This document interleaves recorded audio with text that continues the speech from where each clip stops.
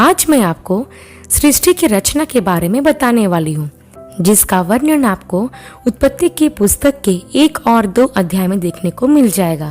प्रियो, यदि आप हमारे चैनल पर नए हैं तो आप हमारे चैनल को सब्सक्राइब करना और बेल आइकन को दबाना ना भूलिएगा। इससे पहले प्रियो कि हम वीडियो में आगे बढ़े, मैं आपको बता दूं कि हमारी पृथ्वी किसी बिग बैंग धमाके की उत्पत्ति नहीं है, जैसा कि वैज्ञानिकों का दावा किया जाता है। इसके साथ ही प्रियो, यह भी ध्यान रखें कि मनुष्य के पूर्वज बंदर नहीं थे। मनुष्य की रचना परमेश्वर ने अपने हाथों से की है, जिसके क्रम को आज हम इस वीडियो में जानेंगे। तो आइए प्रियो, हम वीडियो को शुरू करते हैं।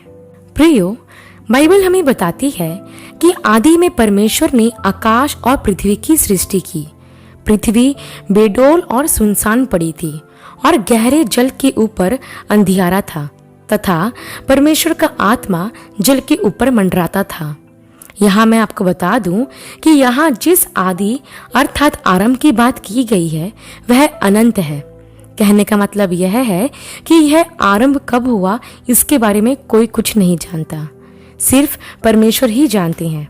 इसके साथ ही पहले 2 वचनों में हम देखते हैं कि परमेश्वर ने आरंभ में आकाश और पृथ्वी की सृष्टि की थी। यह आरंभ मनुष्यों के बनाए जाने से हजारों या करोड़ों साल पहले हुआ होगा। वचन 2 में हम यह देखते हैं कि पृथ्वी बेडौल और सुनसान थी। तो हम यहाँ पर यह भी ध्यान रखें प्रियो कि उत्पत्ति के पहले 2 वचनों के बीच में करोड़ों साल का अंतर है और उसी बीच किसी समय परमेश्वर ने पृथ्वी की रचना की और पृथ्वी बेडौल और सुनसान पड़ी हुई थी। मतलब उस समय पृथ्वी पर कुछ भी व्यवस्थित नहीं था। इसके साथ ही पृथ्वी पूरी तरह से जलमग्न थी और उस जल के ऊपर परमेश्वर का आत्मा मंडराया करता था।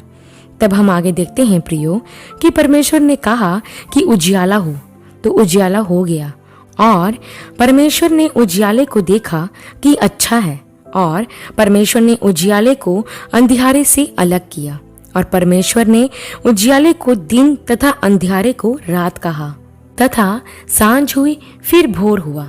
इस प्रकार पहला दिन हो गया।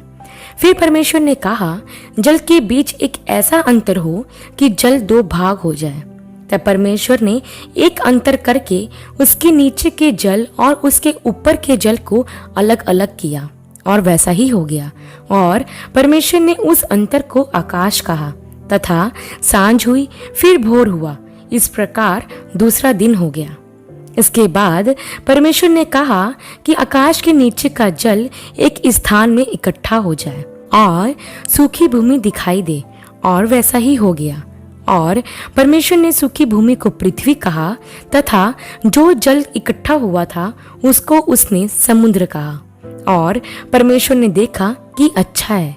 फिर उसके बाद परमेश्वर ने कहा कि पृथ्वी से हरी हरी घास तथा बीज वाले छोटे छोटे पेड़ और फलदायी वृक्ष भी, जिनके बीज उन्हीं में एक एक के जाति के अनुसार होते हैं, पृथ्वी पर उगे, और वैसा ही हो गया। इस प्रकार पृथ्वी से हरी घास और छोटे छोटे पेड़ और फलदायी वृक्ष जाति जाति के अनुसार उगे। और परमेश्वर ने देखा कि अच्छा है। तब सांझ हुई और फिर भोर हुआ। इस प्रकार तीसरा दिन हो गया। इसके बाद चौथे दिन परमेश्वर ने कहा दिन को रात से अलग करने के लिए आकाश के अंतर में ज्योतियां हों, और वे चिन्हों, नियत समयों, दिनों और वर्षों के कारण हों, और वे ज्योतियां आकाश के अंतर में पृथ्वी पर प्रकाश देने वाले भी ठहरे। और वैसा ही हो गया। तब परमेश्वर ने 2 बड़ी ज्योतियां बनाई। उनमें से बड़ी ज्योति को दिन पर प्रभुता करने के लिए और छोटी ज्योति को रात पर प्रभुता करने के लिए बनाया, और तारागण को भी बनाया। परमेश्वर ने उनको आकाश के अंतर में इसलिए रखा कि वे पृथ्वी पर प्रकाश दे तथा दिन और रात पर प्रभुता करें और उजियाले को अंधियारे से अलग करें। और परमेश्वर ने देखा कि अच्छा है तथा सांझ हुई फिर भोर हुआ। इस प्रकार चौथा दिन हो गया। तब फिर 5वें दिन प्रभु ने कहा जल जीवित प्राणियों से बहुत ही भर जाए और पक्षी पृथ्वी के ऊपर आकाश के अंतर में उड़े। इसलिए परमेश्वर ने जाति जाति के बड़े बड़े जल जंतुओं की और उन सब जीवित प्राणियों की भी सृष्टि की जो चलते फिरते हैं, जिनसे जल बहुत ही भर गया है, और एक एक जाति के उड़ने वाले पक्षियों की भी सृष्टि की। और परमेश्वर ने देखा कि अच्छा है। परमेश्वर ने यह कहकर उनको आशीष दी कि फलो फूलो और समुद्र के जल में भर जाओ और पक्षी पृथ्वी पर बढ़े।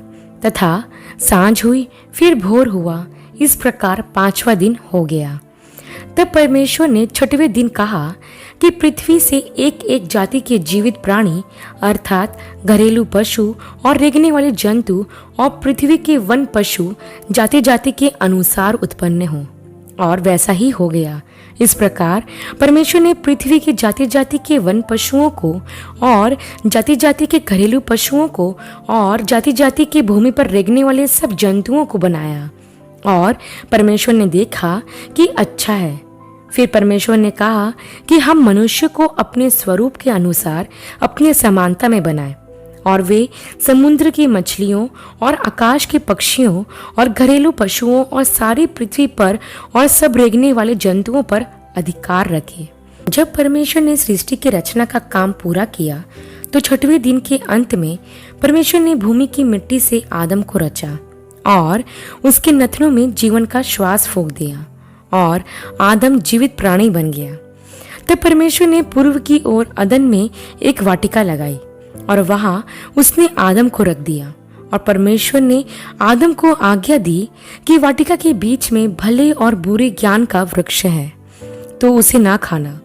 तब परमेश्वर ने वाटिका के बीच में जीवन के वृक्ष को भी लगाया था। तब परमेश्वर ने देखा कि आदम का अकेला रहना अच्छा नहीं है, तो परमेश्वर ने भूमि के सब जाति के जंगली पशुओं और आकाश के पक्षियों को आदम के पास ले गया कि वह उसका नाम रखे। तब जो जो नाम आदम ने रखा उनके वही नाम हो गए, परंतु आदम के लिए कोई ऐसा सहायक ना मिला जो आदम से मेल खाए। तब परमेश्वर ने आदम को गहरी नींद में सुला दिया, और जब वह सो गया तब परमेश्वर ने उसकी एक पसली निकालकर उसकी जगह मांस भर दिया, और उस पसली से जो परमेश्वर ने आदम में से निकाली थी उससे स्त्री बना दिया, और वो उसको आदम के पास ले गया। तब आदम ने यह कहकर उसका नाम नारी रखा, क्योंकि वह नर में से निकाली गई है। इस प्रकार परमेश्वर ने अपने स्वरूप में मनुष्य को रचा। अपने ही स्वरूप में परमेश्वर ने मनुष्य की रचना की, नर और नारी के रूप में उसने मनुष्यों की सृष्टि की। और परमेश्वर ने उनको आशीष दी और कहा, फूलो फलो और पूरे पृथ्वी में भर जाओ और उसको अपने वश में कर लो, और समुद्र की मछलियों और आकाश की पक्षियों तथा पृथ्वी पर रेंगने वाले सब जंतुओं पर अधिकार रखो।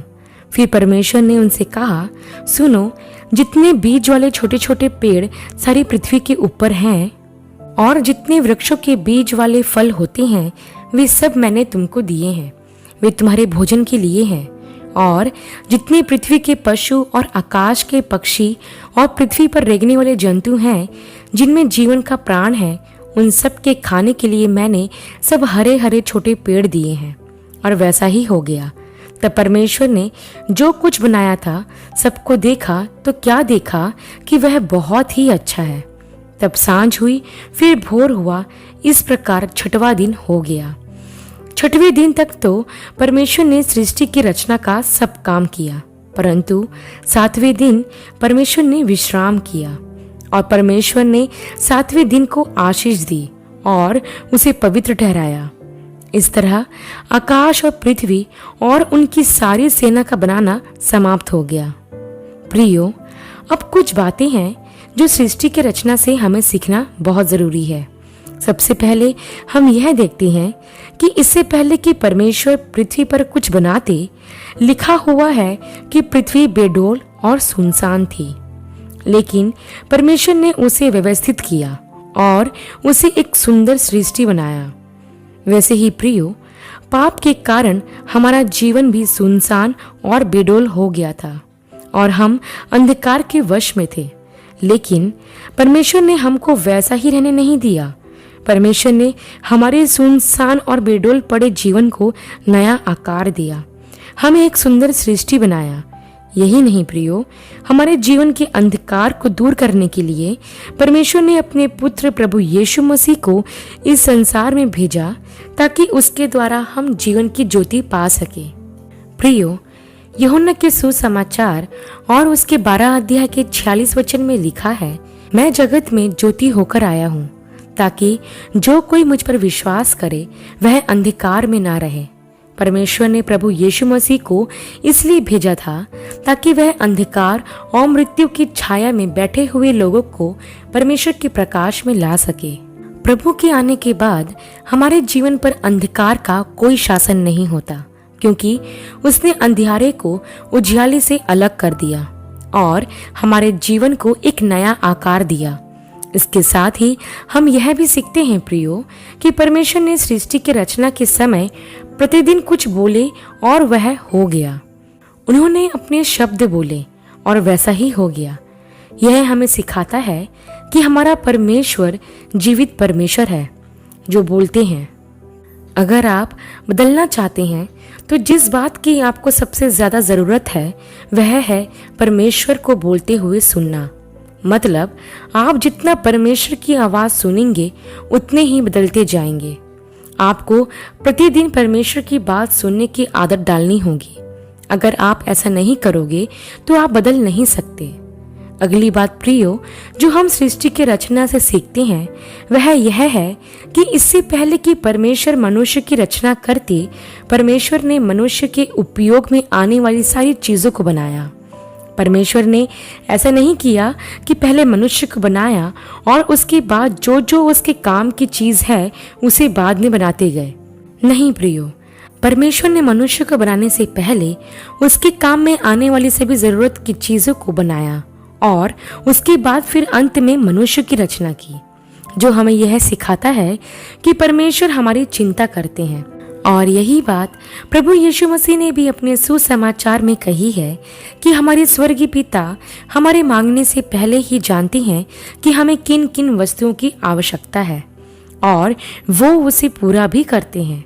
इसलिए हमें अपने जीवन में किसी भी बात की चिंता करने की आवश्यकता नहीं है, क्योंकि इससे पहले कि हम दुनिया में आते परमेश्वर ने हमारा सारा इंतजाम पहले से ही कर दिया है। हमें बस उसकी खोज करना है, क्योंकि प्रभु यीशु मसीह ने यह भी कहा है कि तुम पहले उसकी धार्मिकता और राज्य की खोज करो तो यह सारी वस्तुएं भी तुम्हें यूं ही मिल जाएंगी। परमेश्वर चाहते हैं कि हम उसकी धार्मिकता और उसके राज्य की खोज करें, तब वह हमें हमारी जरूरत की सारी चीजों से परिपूर्ण करेंगे।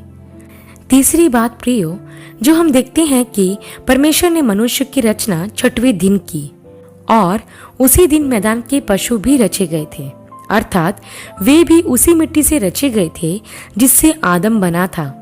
लेकिन दोनों में फर्क यह है कि आदम को परमेश्वर ने अपने हाथों से बनाया, मैदान के पशुओं को नहीं। इसके साथ ही एक और बड़ा अंतर जो जानवरों और मनुष्यों में है वह यह है कि मैदान के पशुओं में परमेश्वर ने अपना श्वास नहीं फूका, परंतु आदम को बनाकर परमेश्वर ने उसके अंदर अपना श्वास फूका और परमेश्वर के मनुष्य में श्वास फूके जाने के कारण वह जीवित प्राणी बना। इसका मतलब यह है कि सिर्फ मनुष्यों के अंदर ही परमेश्वर का आत्मा है जो उन्हें जानवरों से अलग करता है। प्रियो, कई लोग यह समझते हैं कि पशुओं में भी आत्मा होता है और उनके मरने के बाद उनकी भी आत्मा भटकती होगी, लेकिन मैं आपको बता दूं प्रियो कि जानवरों में आत्मा नहीं होता है, क्योंकि परमेश्वर ने उनमें अपना श्वास फूका ही नहीं है। उनका प्राण उनके लहू में होता है, लेकिन मनुष्य के साथ ऐसा नहीं है। मनुष्यों में वह आत्मा पाया जाता है जो उन्हें उनके सृजनहार से मिला है, और यही कारण है कि परमेश्वर मनुष्यों से इतना प्यार करता है, क्योंकि उसमें उसका श्वास है। प्रियो, एक बात हमेशा याद रखें कि यदि हम परमेश्वर की आत्मा के द्वारा जीना छोड़ देंगे तो जल्द ही हम पशुओं के स्तर तक पहुंच जाएंगे।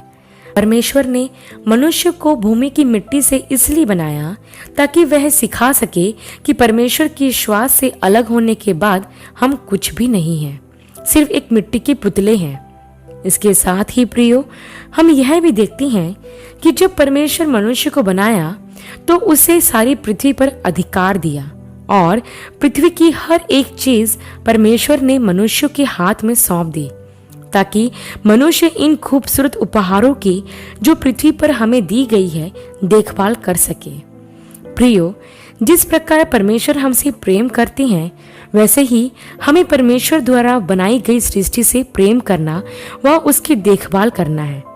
हम यह याद रखें कि परमेश्वर ने हमें इस पृथ्वी की सब चीजों पर अधिकार इसलिए दिया है ताकि हम उसकी देखभाल कर सकें।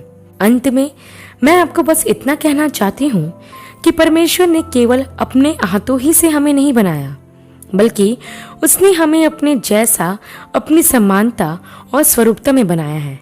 इसका अर्थ है कि परमेश्वर ने हमें प्यार करने, सोचने, महसूस करने तथा चुनने की क्षमता दी है। हम परमेश्वर के लिए मूल्यवान हैं और वो चाहते हैं कि हम उसकी इच्छा को जानें और उसे पूरा भी करें। आशा करती हूँ प्रियो, सृष्टि की रचना का यह अध्ययन आपके लिए आशीषमय रहा होगा। अगली वीडियो में एक नए विषय के साथ आप सबसे फिर मुलाकात होगी। तब तक के लिए आप सबको जय मसीह की।